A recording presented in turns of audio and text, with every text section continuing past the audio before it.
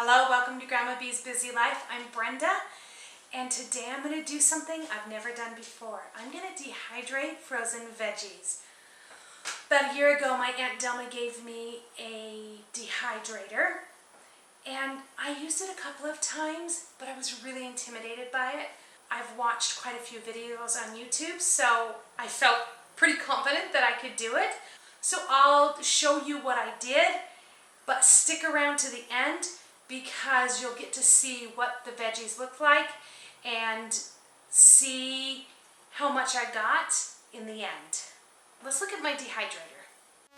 So this is what my dehydrator looks like. It is American Harvest Garden Master Dehydrator, and it has a temperature regulator, or a temperature gauge anyway. It also came with lots of trays that hold liquid, and I am actually going to try dehydrating some of my broth and vegetable stock to use like bouillon, and so that'll be coming later.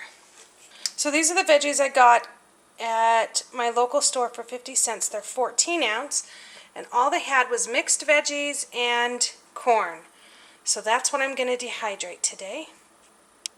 So this is interesting. This is what one of the mixed veggies looks like. It's a lot of corn, not much beans or peas, and quite a bit of carrots. But look at this one. It's almost all carrots. Interesting. Let's see how the rest of the bags go. Okay, I've got the mixed veggies and corn. And then I had 2 extra trays after I had packed all of the mixed veggies and corn that I wanted. So I did 1 tray of my frozen onions. These are onions that I chopped myself and then froze. And then 1 tray of frozen red peppers. I got these for 49 cents at the discount store, so I bought a bunch and chopped them up and froze them. And rather than having 2 of the trays go empty, I decided to put those in. So I'm just going to stack these on top of that. So I have 8 trays total. I have 1 red pepper, 1 onion, 2 corn, and 4 mixed veggies. And I guess you're supposed to wait 6 to 8 hours.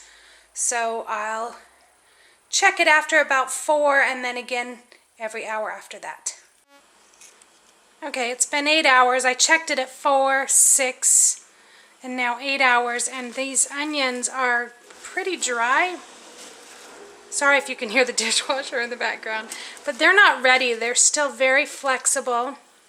So let's see what some of the other trays look like. Here's the peppers. Oh, they look really good. Oh, but they feel wet.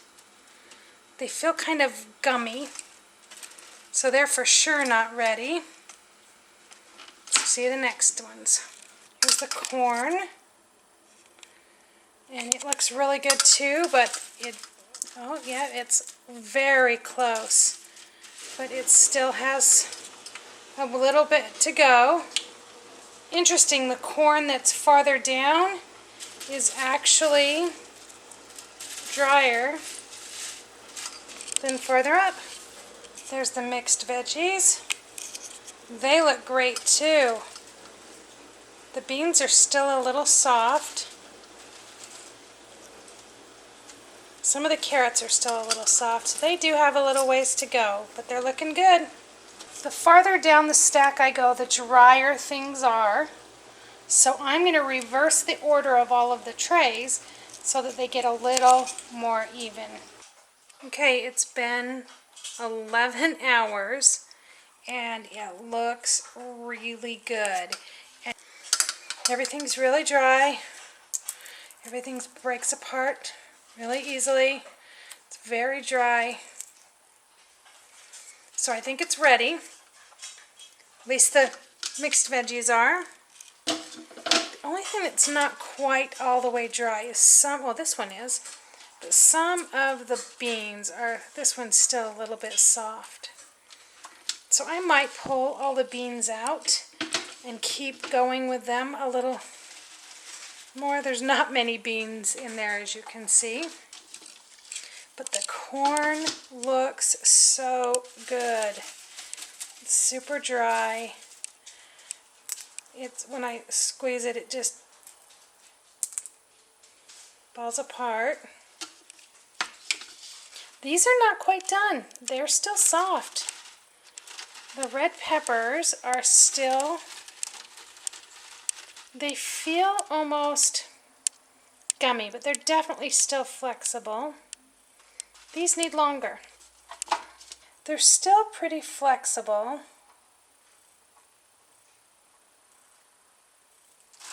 So they need some more time too. They're not quite ready.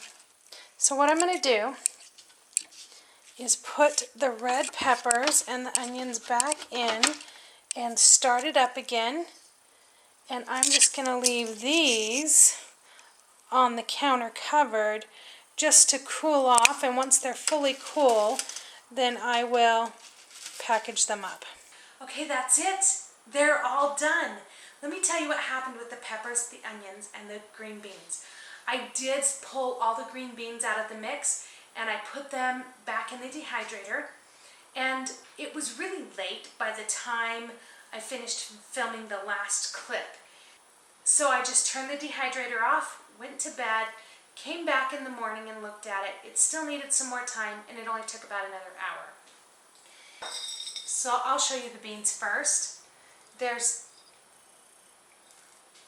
don't know if you can see that very well. There aren't very many of them. It only fills up to about here, but there weren't very many in the mix to begin with, but they are completely dry.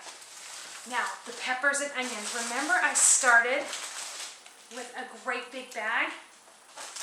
Look how much I got out of it. Only about a fourth of the volume.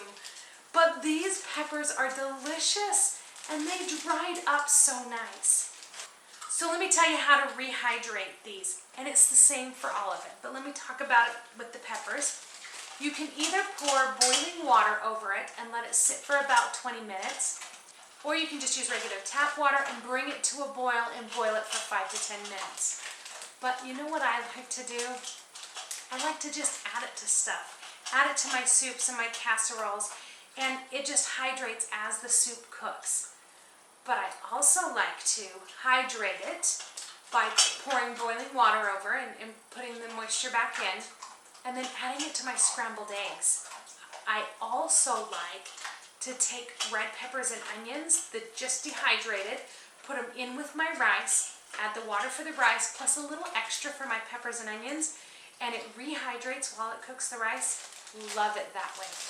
Let me show you the onions. I had the same amount of onions as I did peppers, but the onions turned out smaller because they just have more water in them so that they dried down to a smaller amount. This could be ground up and used as onion powder. I'm going to leave it like this because I like to add it to lots of different things as onions.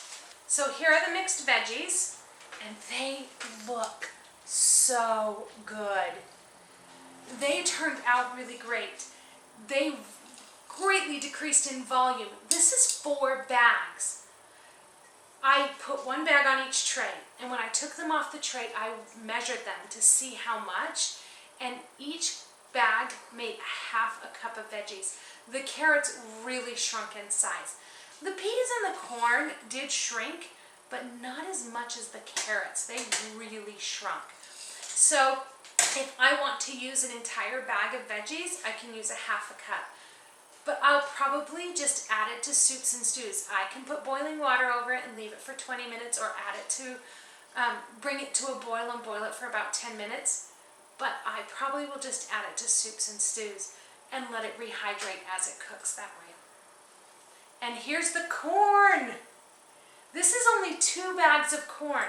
So look at the difference. They're about the same amount. This is about 1 cup per bag. So if I want to use 1 bag of corn, equal to 1 bag of frozen corn, I would use 1 cup of corn and rehydrate it that way.